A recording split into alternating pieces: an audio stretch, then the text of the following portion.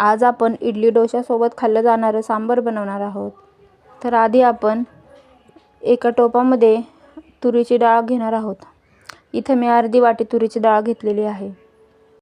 तुरीची डाळ आपल्याला 2 ते 3 पाण्याने स्वच्छ धुवून घ्यायची आहे आणि नंतर त्यामध्ये पाव चमचा हळद आणि अर्धा चमचा मीठ टाकून डाळ व्यवस्थित मिक्स करून घ्यायची आहे. नंतर आपण तुरीच्या डाळीमध्ये एक कांदा आणि टोमॅटो टाकून घेणार आहोत आणि या डाळीला कुकरमध्ये 3 शिट्ट्या लावून डाळ शिजवून घेणार आहोत. कुकरच्या 3 शिट्ट्या झाल्यानंतर आपल्याला एका टोपामध्ये तेल टाकून घ्यायचं आहे.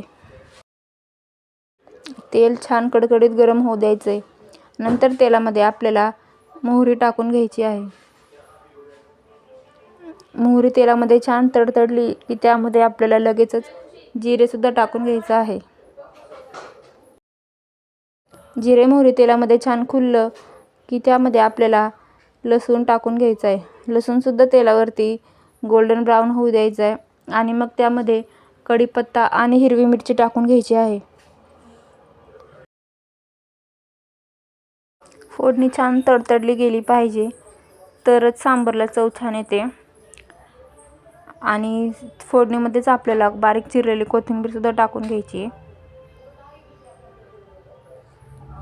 कोथिंबीर फोडणीमध्ये टाकली की त्याची चव एक छान येते.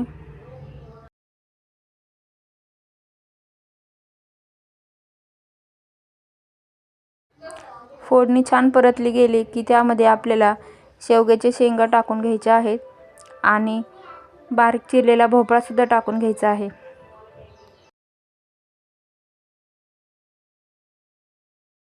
आणि तेलामध्ये हे सगळं परतून घ्यायचं आहे.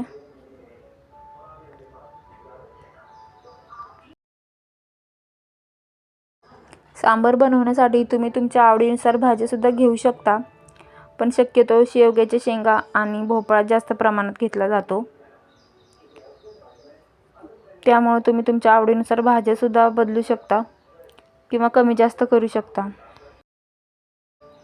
आता आपण फोडणीमध्ये पाव चमचा हळद आणि अर्धा चमचा मीठ टाकून घेऊ.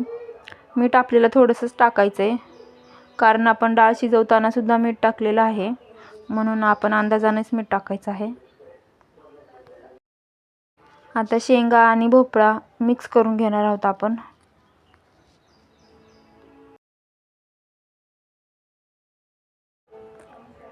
फोडणी आपल्याला छान अशी तेल सुटेपर्यंत परतू द्यायची आहे.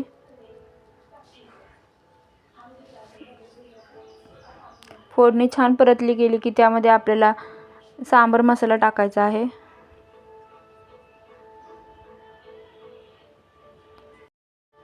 नंतर त्यामध्ये आपल्याला अर्धा चमचा लाल तिखट टाकून घ्यायचं आहे. इथं घरगुती मसाला घेतलेला आहे मी.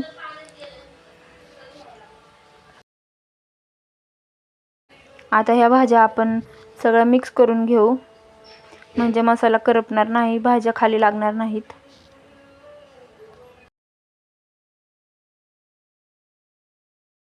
भाज्या तेल सुटेपर्यंत आपल्याला परतून घ्यायच्या आहेत.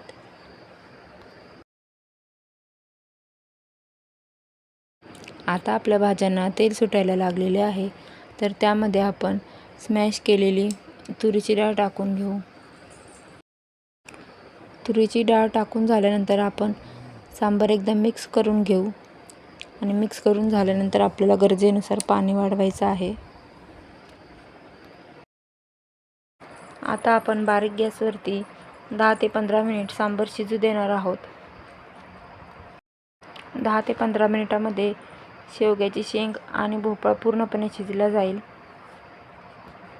तुम्ही बघू शकता आपल्या सांबारला किती छान असा कट आलेला आहे आणि भाज्याही पूर्णपणे शिजल्या गेलेल्या आहेत. अशाच पद्धतीने आपले सांबार तयार झालेले आहे. तुम्ही इडली डोशासोबत खाऊ शकता. रेसिपी आवडल्यास लाईक करा, शेअर करा. Thanks for watching.